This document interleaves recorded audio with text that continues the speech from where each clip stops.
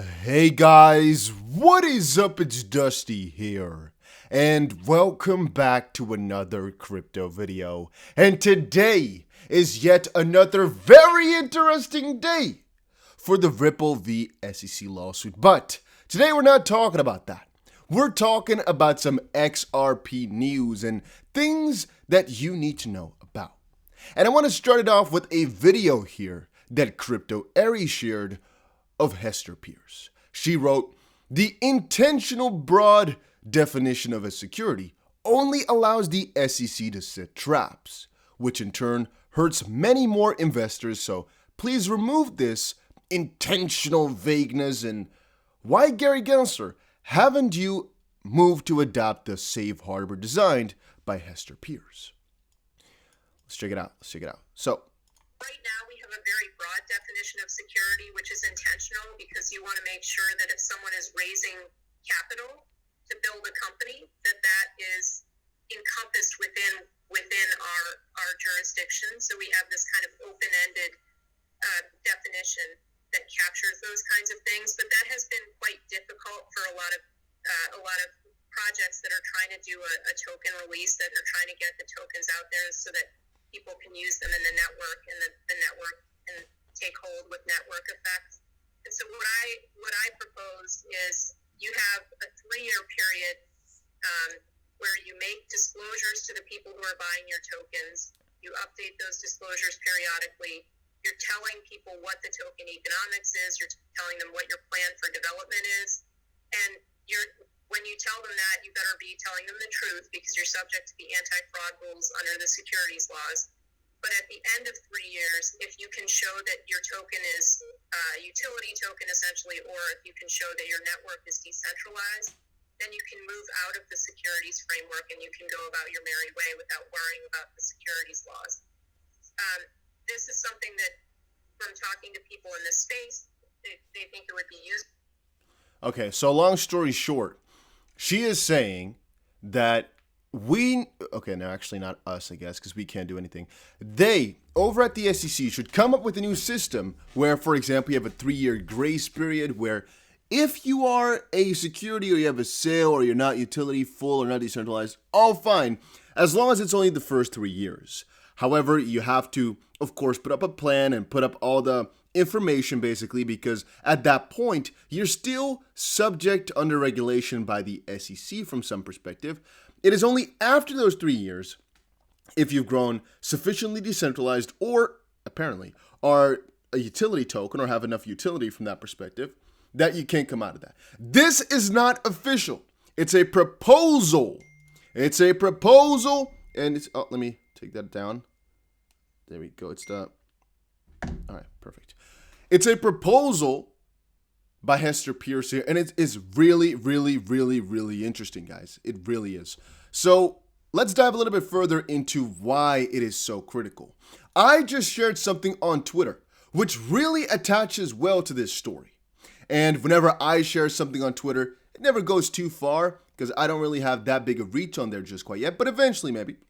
Whatever though, I can show it to you guys in a video, which I'm already proud enough for. And by the way, guys, you might also want to follow me over on Instagram, DDustTBC. Go check it out. A link is down below. I just read the William Hinman speech again. Isn't it very peculiar that he says, quote, "Putting aside the fundraising that accompanied the creation of Ether, current offers and sales of Ether are not security transactions." It's a rather big detail to just put aside, no? So, in quote, he says, "And so when I look at Bitcoin today, I do not see a central third party whose efforts are a key determining factor in the enterprise. The network of which Bitcoin functions is operational and appears to have been decentralized for some time, perhaps from inception. Applying the disclosure regime of the federal security laws to the offer and resale of Bitcoin would seem to add little value. And putting aside the fundraising that accompanied the creation of Ether, based on my understanding of the present state of Ether, the Ethereum network and its decentralized structure, current offers and sales of Ether are not security transactions. And as with Bitcoin, applying to the disclosure regime of the federal security laws to current transactions in Ether would seem to add little value. Over time, there may be more sufficiently or other sufficiently decentralized networks and systems where regulated token or coins that function on them as securities may not be required. And of course, there will continue to be systems that rely on central actors whose efforts are a key to the success of the enterprise. In those cases, application of these security laws protects the investors who purchase the tokens or coins. Yet, I find it really peculiar that he's putting aside the creation and the fundraising of Ethereum to say, yeah, as it currently stands, Ether is not a security. He has basically applied this proposal that was brought up already. And the thing is, why haven't they universalized that? Why right now for XRP, for example, is this lawsuit from 2013 to now? How can it even be when the SEC themselves didn't give in October 2020 an answer when some people asked if XRP was good to trade, right? They said, we don't know. Why is it that in 2018, still there was no determination on whether or not SEC members could trade it? Once more, in 2018. Even in 2019, it was kind of vague, right? And even now, it's not on a banned list, it's on a to-watch list, and it's subject to individual by individual cases. Isn't that strange how they are applying it kind of selectively in a really strange manner? Yet, when people ask how or why and how, how it all works, basically, they're like, oh no, but we're keeping that information behind closed doors. And if you're wondering, this is again what the SEC is kind of doing. If you're wondering, SEC's words, how we came to these conclusions, yeah, no, we're not going to give it to you. You think other cryptos can compare with this one? That's fine, but we don't really give out SEC official opinions. We only give out our own opinions, which don't matter, but have great consequences, but they don't matter. It's freaking BS, man. At least if you were to ask me, it doesn't make any sense. And I've been trying to kind of dive deeper into some of the strange parts. Like, for example, the SEC Ripple hearing is tomorrow. We all know that. Hinman told the court his speech was his personal opinion. What if we find out that the speech... let me actually find this out as well. I can show you guys the sound. Here we go. It's 2 days before the Hinman speech, Coinbase announced they're going to list Ethereum Classic. So I think they're moving forward with those things. It's 2 days. He's also critically saying right there, 2 days before the Hinman speech. I've been trying to look into that, and yes, it's the truth. It really happened that way. Also, another fun thing is that just 2 months before that, Coinbase actually said that they would also be allowing Bitcoin Forex and Ethereum tokens just 2 months before the speech. And it is interesting that they're talking only about Bitcoin and Ether in this recent time frame, because sometimes you kind of think as if they knew, right?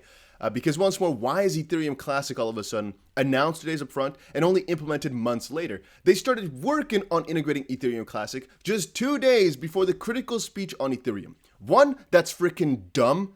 That is dumb as a rock. Because if you think about it, if you're a company like Coinbase who does not know what the speech is going to be about and who does not know what he's going to say, right? Well, then you're dumb, in my opinion, to go and put up an entire new framework and announce that 2 days before your entire operation might be shut down. At least that's what it sounds like to me. And even though Ethereum Classic is not Ethereum, I'm just already thinking about the fact that you don't necessarily know exactly what it was going to talk about, right? So why would you announce something like that 2 days up front when it's going to take you months to develop it? Why not wait a couple of days? Why not do it afterwards, right? So that's something that I've been kind of thinking about here. The speech itself, by the way, can be found over on Twitter. I just linked it today as well, so you guys can actually check it out. It is so strange how this came along here. I still sometimes wonder exactly how this came out to be. And sometimes I also do think maybe I should just go look further into some of these footnotes here. Somebody's texting me rapidly right now, guys. I'm getting a little bit distracted. I'm gonna put the phone completely away. You know what I mean, guys? When you're getting just like bzz, bzz, bzz, bzz, bzz. There's a lot of them when somebody's trying to spam you a little bit. Yeah, that's what's happening right now. It never happens, but now it is, and it's distracting me. But yeah, sometimes I think maybe we can find some other info in these footnotes, just wherever he got his info from or something like that. But I'm going to have to read it a little bit more in depth and carefully then to look at every statement with every footnote. For example, when somebody buys a house unit to live in, it is probably not a security, and so forth and so on. Like, okay, so that's footnote 6. That's referring to the United Housing Fund. So, and then if we really wanted to, we can connect that to, okay, but how does it constitute with XRP being the transfer of utility token, basically. It is the XRP in this specific case is like the oranges in the original Howey test, right? Or Howey case. where there it was the orange grows in the entire package of investment contracts. Right now, it's the oranges themselves, the underlying entity, basically.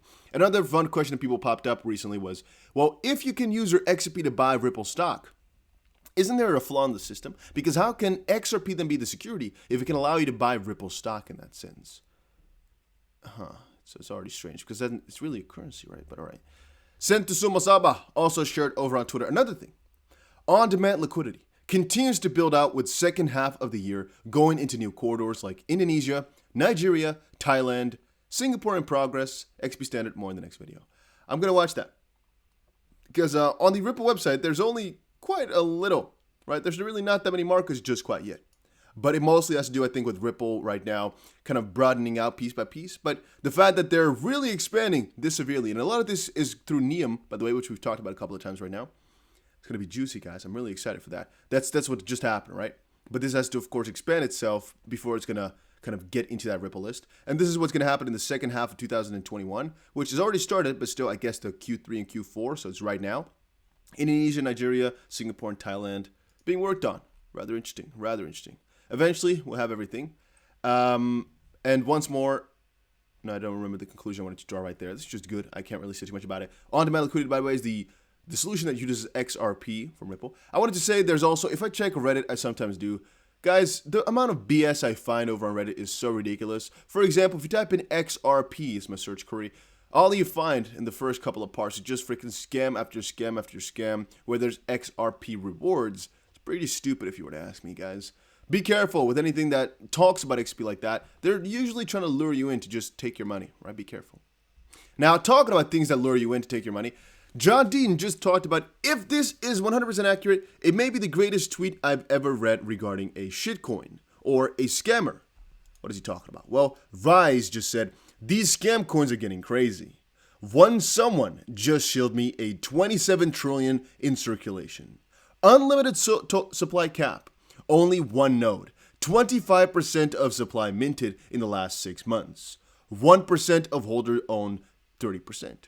JK, that's just the US dollar. And that, ladies and gentlemen, is really, really funny to me. I'm going to actually retweet that. I didn't want it to start, but it's pretty damn funny, right? And then John Dean came in to say, yeah, that's one of the greatest tweets ever. Isn't it interesting, guys? I think it kind of is. Now, Cardano's founder, Charles Hoskinson, commends Solana as it reaches new all-time high. And Cardano founder Charles is impressed by Solana's recent achievements. Since the beginning of August, Sol has jumped more than 3 times. And, well, he said, Solana, you guys seem to be making waves. Congratulations. Where can I learn more? And basically, replying to the Hoskinson tweet, Gokal, one of the co-founders of Solana, has said, hey there, DMs are open. Going to be discussing some stuff. Maybe I don't know exactly what they're going to do or discuss. It's interesting, however. It's very freaking interesting. A lot of people are moving over. And right now, I also saw this news for Solana. Slow burn. Solana price hits $100 for the first time after mysterious ignition event revealed. And apparently, there's something going on in that regard as well. Solana was tweeting some stuff. Solana ignition coming up. And then the price just kind of kept going up piece by piece afterwards. And last but not least, billionaire investor John Paulson says crypto has no intrinsic value. Funny how people always like to hate on things, right? I'm also noticing in the comment section, prices going down a little bit, and all of a sudden the hatred is back. Is the way of the markets, but eventually all these guys will be negated because we'll be so much further. So yeah, whatever. Guys, make sure you press the like button and subscribe to the channel if you haven't done so already. See you guys again in another one pretty soon here. Interesting day.